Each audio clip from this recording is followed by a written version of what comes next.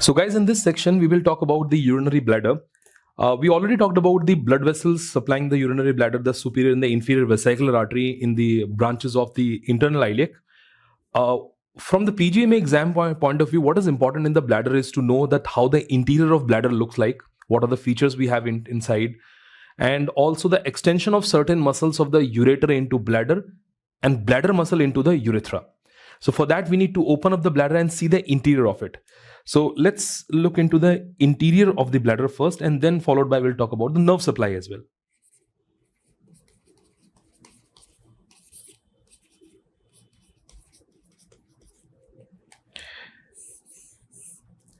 Okay, so here we go. Let us say this is the interior of the bladder. I'm looking at this.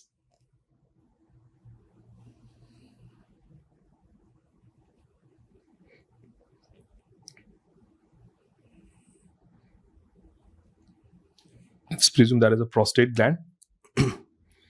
Here are the opening of the ureter, and that of course is the trigone.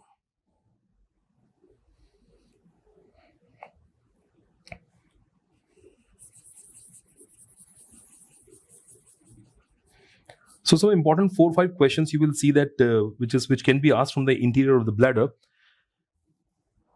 Now starting with, as we said, this is the opening of the ureter which is opening on the posterior wall of the bladder.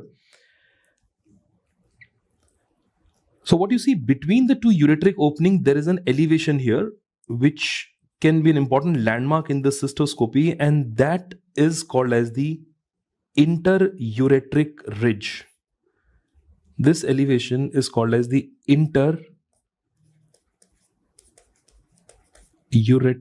ridge. Either you call it interureteric ridge, or it is also called as the bar of Mercier. This is interureteric ridge, or also referred as the bar of Mercier. Similarly, there is a ridge which is extending. Now, this is one ridge. Let me just give it a different color here. This is one ridge between the two ureteric opening. And we also have a ridge extending from the ureter to the urethra. That is called as uretrourethral ridge. Not as prominent as the interureteric, but it's there. This is the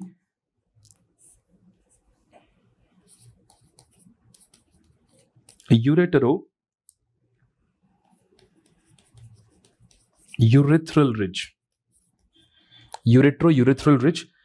And this uretrourethral ridge, it is also called as the Bell's bar. That is called as a bar of Mercier, and this is called as a Bell's bar. The question here is that what are these ridges made up of? Why do we have these elevations? You know, ureter is coming into the bladder, and then obviously it is ending at this angle of the trigone. But the inner longitudinal muscle of the ureter, those longitudinal muscle that we have inside the ureter, they are not ending at the ureteric opening only. They go beyond the ureteric opening into the bladder and then run towards each other and also toward the urethra and forms this ridge. So both these ridges, let me just highlight them with the same color. This interureteric ridge, that is bar of Mercier, and also this uretrourethral ridge or Bell's bar, they are both made up of the longitudinal muscle of the ureter. Longitudinal muscle of the ureter. Imagine we're talking about the bladder. It's the longitudinal muscle of the ureter which continues inside and gives rise to both these elevations. That is one question here.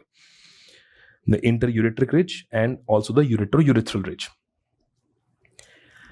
Second important question which can be asked from the interior of the bladder only is about the trigone. Now, when you look at the rest of the bladder, the rest of the bladder, we have these mucosal folds. There are rugae which are present. We have these mucosal fold present in the rest of the bladder, but that is not seen in case of the trigone. The reason is,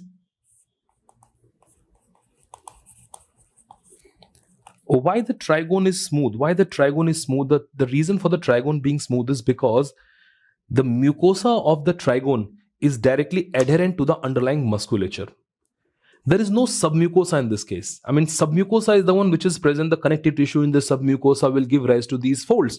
But there is no submucosa in case of the trigone. So trigone is smooth trigone is smooth as you compared it with rest of the bladder, the reason is because there is no submucosa.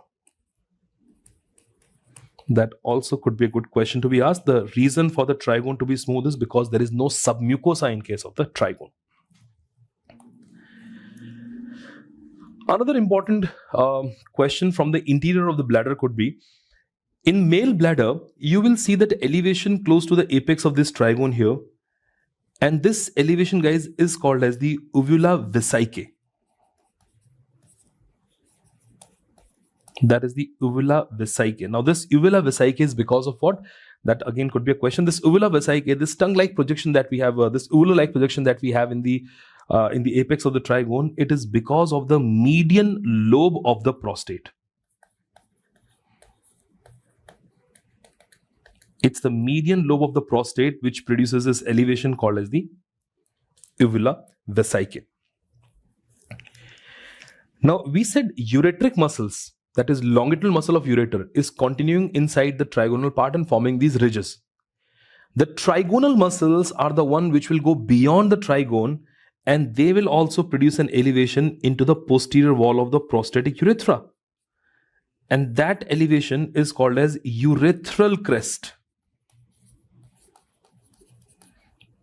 There is an elevation that you see in the posterior wall of the prostatic urethra called as a urethral crest. And the answer to the question, why do we have this urethral crest? That's an Ames question. It is because of what?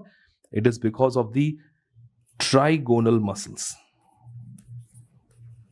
The trigonal muscles are the one which extends, and that gives rise to this urethral crest. Ureteric muscles are having the elevation in the bladder, and the bladder muscle, that is trigonal muscle, are going downward and forming the elevation in the posterior wall of the prostatic urethra called as urethral crest. So these are some important things about the interior of the bladder you should know about.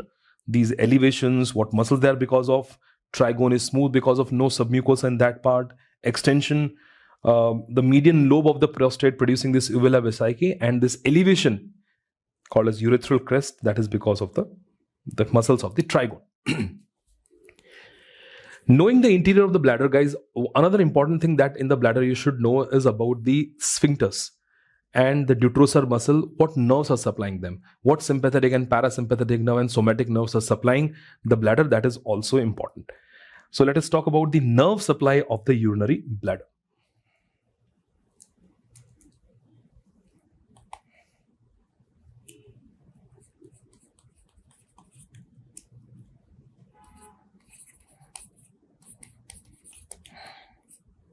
So let's talk about the nerve supply of the bladder. So once again, if I put it schematically here, this is the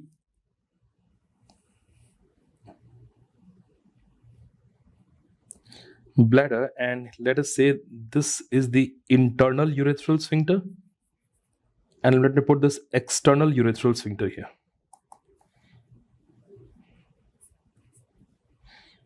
Internal urethral sphincter, I'm writing in short, and this here is the external urethral sphincter, the voluntary one, that is the external urethral sphincter. And obviously the muscle in between that will be the detrusor muscle here.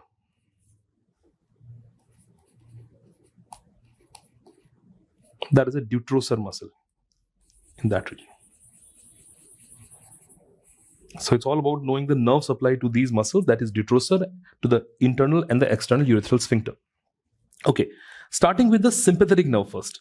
Now let us say if this is the sympathetic part of the spinal cord, the sympathetic nerve which are supplying the urinary bladder, it comes from the T11, T12, L1 and L2.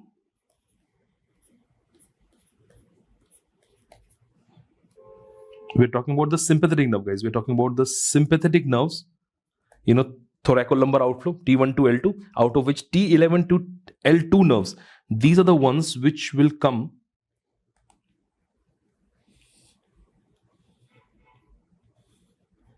and they will contribute in the formation of this plexus called as the hypogastric plexus.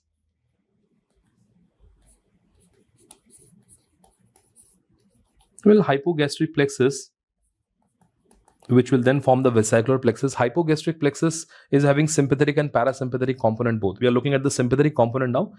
So it is contributed for the urinary bladder, it is contributed by T11 to L2, and then the nerves from this hypogastric plexus, this sympathetic nerve, will go and supply the detrusor muscle, which are inhibitory to the detrusor, but they are excitatory to the internal urethral sphincter. That is about the sympathetic nerves. Whereas the parasympathetic nerve, if I go with the parasympathetic part and also the somatic nerve simultaneously, coming from S2, S3 and S4. S2, S3 and S4. The pelvic splanchnic nerves, right? S2, S3 and S4. They will also contribute to this hypogastric plexus.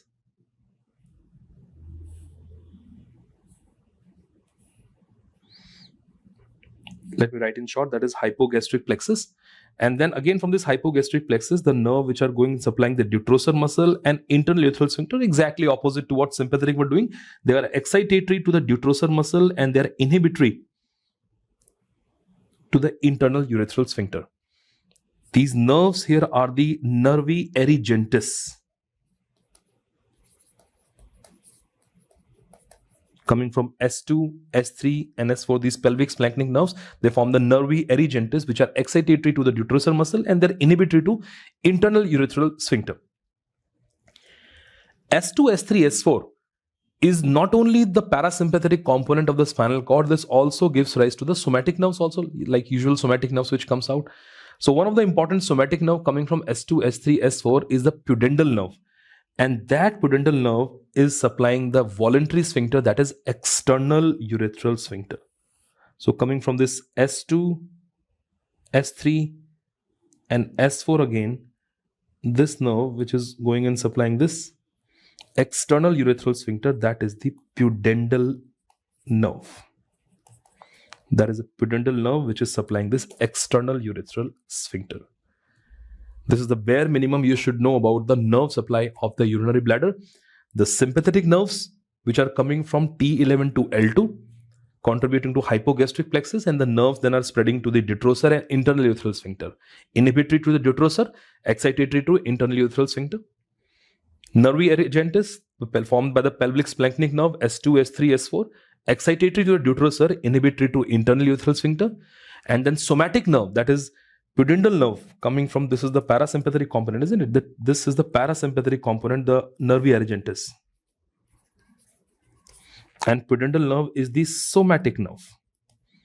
The somatic nerve, it supplies the external urethral sphincter, is coming from S2, S3, S4 only. The pain sensation from the urinary bladder and the feeling of this distension of bladder is carried by these parasympathetic and sympathetic nerve only. And please understand this, guys, the pain sensation is carried by the same lateral spinothalamic tract. You know, lateral spinothalamic tract is for carrying the pain sensation. Even the visceral plane, the bladder plane, is also carried by the lateral spinothalamic tract. Now, just look at this. If this is the spinal cord, I'm not going into too much of detail of that. And we said lateral spinothalamic tract. If this is a lateral spinothalamic tract, this is the one which is carrying the pain sensation from the bladder.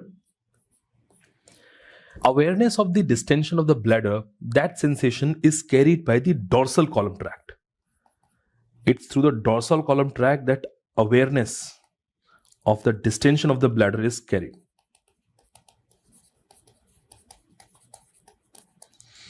That is why in case of this intractable pain, anterolateral chordotomy, if bilateral anterolateral chordotomy is done, look at this, if the anterolateral bilateral chordotomy is done, it can be done to relieve the pain, but still what will be left there, the awareness of the bladder distension and the desire to micturate will still be intact in that case. So in case of the bilateral chordotomy, anterolateral chordotomy,